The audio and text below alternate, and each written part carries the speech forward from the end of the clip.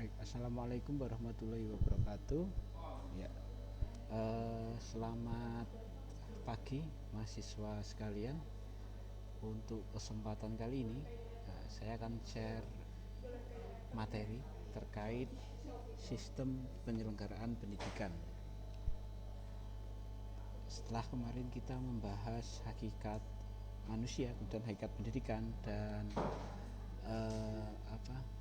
landasan pendidikan, asas-asas pendidikan, kemudian sampai dengan pilar pendidikan, maka sekarang saya akan bahas terkait dengan sistem penyelenggaraan pendidikannya. Nah, sebelum masuk ke sistem pendidikan, kita bahas pilar pendidikan. Sudah kalian kerjakan di tugas sebelumnya. Jadi pilar pendidikan itu ada 5. Nah, mulai dari learning to know sampai learning to believe in God.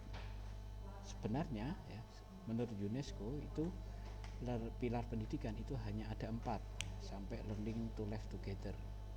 Nah, karena di Indonesia itu ada pendidikan karakter ya, pendidikan termasuk membentuk watak karakter tadi, maka ditambahilah 1 ya, learning to believe in God ya karena ini hubungannya pendidikan dengan agama ya.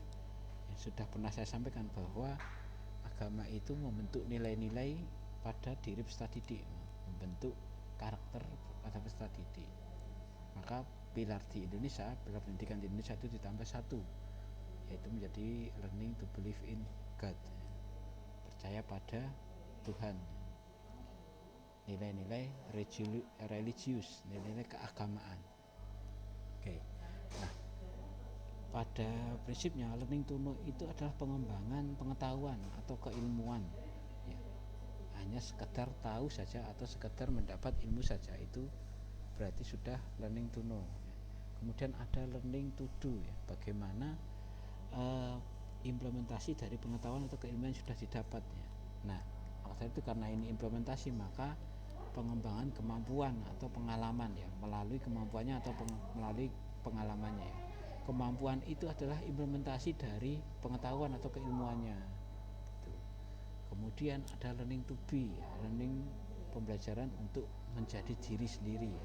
Nah, ketika sudah mengimplementasikan, sudah mengamalkan pengetahuan keilmuannya, maka diharapkan individu itu menjadi diri sendiri ya, sesuai dengan potensinya, sesuai dengan karakteristik yang dimilikinya. Nah, ini learning to be, sehingga potensi atau keahlian yang dimiliki peserta didik itu muncul.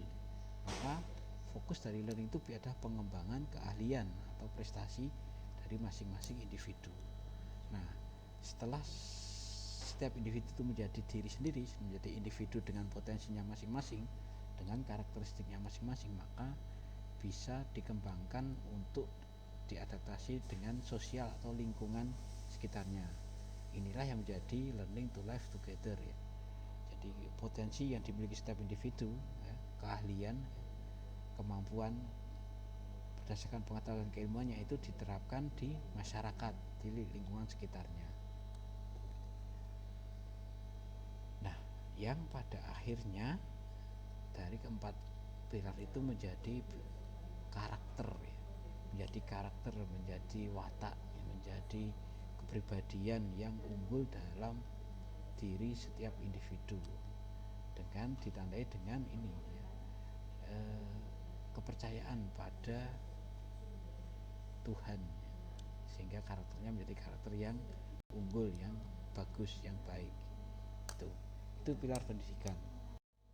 Nah, kemudian ibarat sebagai rumah ya, kita sudah belajar landasannya, pondasinya pendidikan, kemudian asasnya ya, lantainya pendidikan, kemudian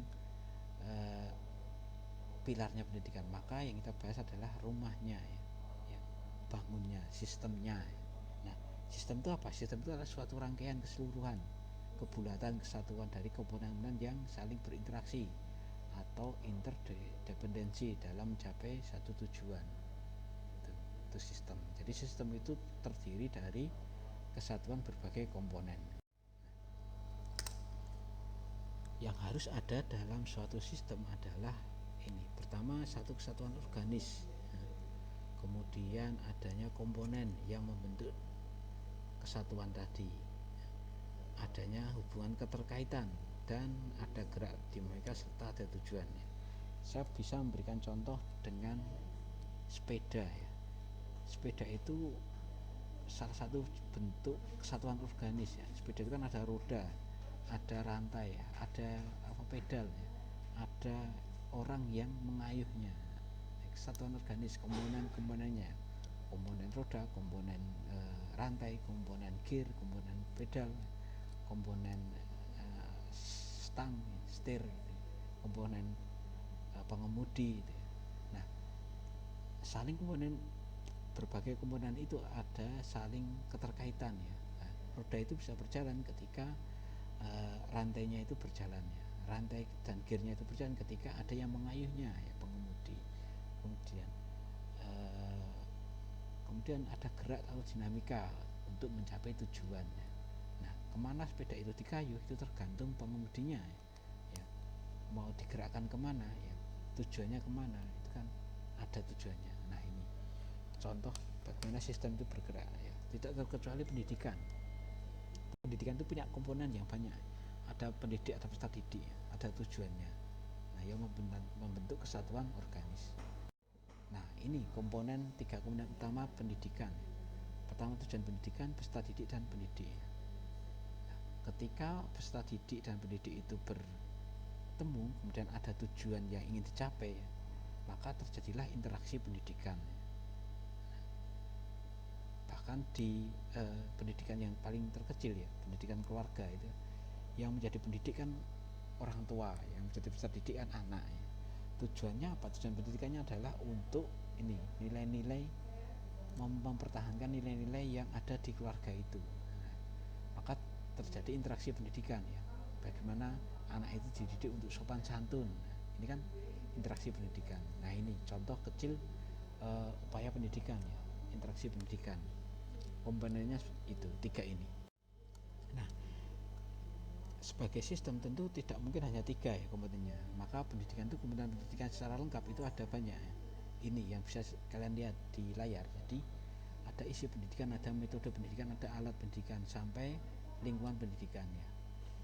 Antar komponen ini saling terkait ya. Misal ya, untuk mencapai tujuan pendidikan ya, pendidik itu dalam mendidik itu membutuhkan isi pendidikan atau bahan ajarnya. Kemudian agar dapat diterima dengan baik oleh peserta didik, maka dipilihlah metode pendidikan yang terbaik ya, dengan menggunakan alat pendidikan. Kemudian dengan menciptakan lingkungan pendidikan yang mendukung proses pendidikan, proses penyampaian isi pendidikan tadi. Nah, ini komponen-komponen pendidikan yang secara lengkap. Nah, kenapa harus dibahas komponen per komponen atau harus dibahas melalui pendekatan sistem ya? Karena ini agar mudah dikenali masing-masing komponen ya. Jadi dengan kita belajar apa itu pendidik, apa itu peserta didik, apa itu alat pendidikan, maka kelemahan komponen itu bisa diketahui ya. Kemudian dengan diketahui komponen, maka perbaikannya itu cukup di komponen saja, tidak lalu menyeluruh pendidikannya harus dirombak, tidak. Jadi ketika orang itu sudah belajar sistem pendidikan, maka ketika mengkritisi pendidikan itu dilihatnya dari berbagai aspek ya, tidak langsung pendidikan nasional itu buruk, tidak ya. Apanya yang buruk ya? Pendidiknya atau peserta didiknya atau metode pendidikannya atau isi pendidikan yang buruk. Nah, itu. Nah, ketika sudah diketahui kelemahan masing-masing komponen, maka bisa ini ya, fungsi pendidikan itu menjadi lebih baik ya, karena dikenali, dipahami, dikembangkan ya. Pengembangannya itu kan menjadi lebih detail ya, karena satu persatu rinci ya, tidak global seperti itu ya. Nah, ketika masing-masing komponen dikembangkan, masing-masing komponen itu berjalan dengan baik, maka pendidikan otomatis sistem penyelenggaraannya menjadi baik. Nah, ini manfaat kita belajar sistem pendidikan ya, mempelajari satu persatu komponen yang ada di pendidikan ya, sehingga ketika berbicara pendidikan itu tidak langsung menghakimi bahwa pendidikannya itu jelek ya, atau buruk ya. Yang buruk itu sebenarnya apa sih ya? Yang buruk itu komponen yang mana yang lemah ya. Nah ini yang dioptimalkan sehingga ketika memperbaiki pendidikan itu bisa tepat ya, tepat yang diperbaiki. Nah berdasarkan sistem pendidikan ini maka ya, saya tidak bisa menjelaskan satu persatu ya, nanti karena tidak akan interaktif pendidikannya, maka kalian akan saya beri tugas ya, tugas kelompok. Kelompok ini terdiri dari 8 kelompok ya. Ini akan mengupas komponen-komponen pendidikannya, mengupas sistem penyelenggaraan pendidikannya ya. Mulai dari kelompok 1 itu komponen pendidikan ya. Tujuan pendidikan itu apa, jenisnya tujuan itu apa saja, pendidik itu apa, strategi itu apa. Dan kelompok 2 itu komponen pendidikan, ada materi ajar, ada metode, media, strategi, dan alat pendidikan. Sampai pada kelompok 3 ya, ada jalur, jenjang, jenis pendidikan. Nah ini mulai masuk ke penyelenggaraan pendidikan ya. Jalurnya itu seperti apa, jenjangnya apa, jenis pendidikan itu apa saja ya. Nah kelompok 4, 5, 6 ini standar nasional pendidikan.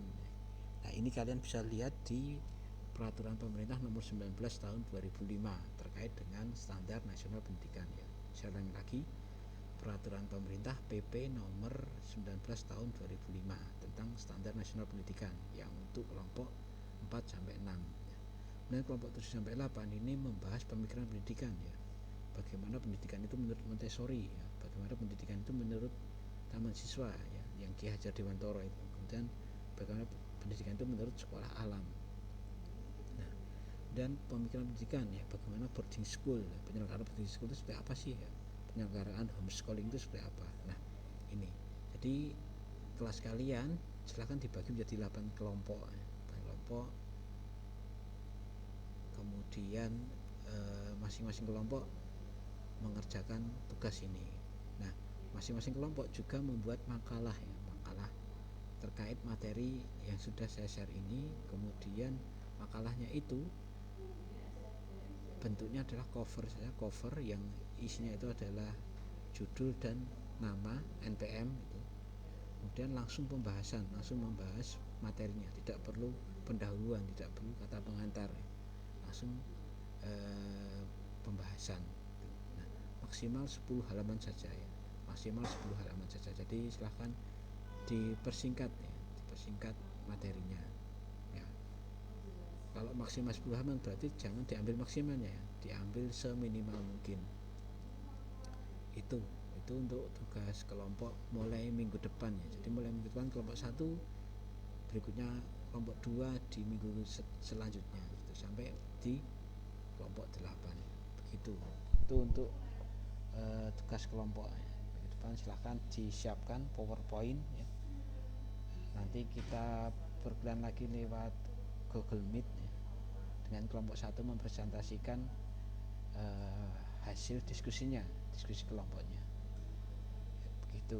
Itu saja yang bisa saya sampaikan ya, terima kasih. Saya tutup. Assalamualaikum warahmatullahi wabarakatuh.